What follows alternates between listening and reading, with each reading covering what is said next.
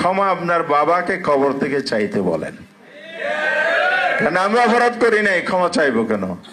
আপনার বাবা অপরাধী, এই অভিযোগ আছে। সুতরাং কথা সতর্কভাবে বলা উচিত। আবার এই সরকার নেপথ্য থেকে বিভিন্ন ভাবে বিভাজনের রাজনীতি শুরু করেছে।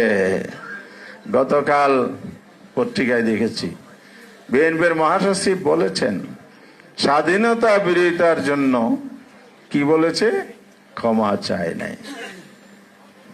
আমরা স্পষ্ট বলতে চাই, ফেসিবাদীরা যে সুরে কথা বলছেন সেটা বাংলাদেশের জনগণ জুলাই আন্দোলনে রিজেক্ট করে দিয়েছে।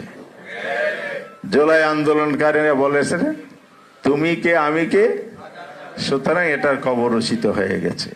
পুরানো কাসন্দির গেটে লাভ হবে না, আয়নায় নিজের চেহারা দেখুন।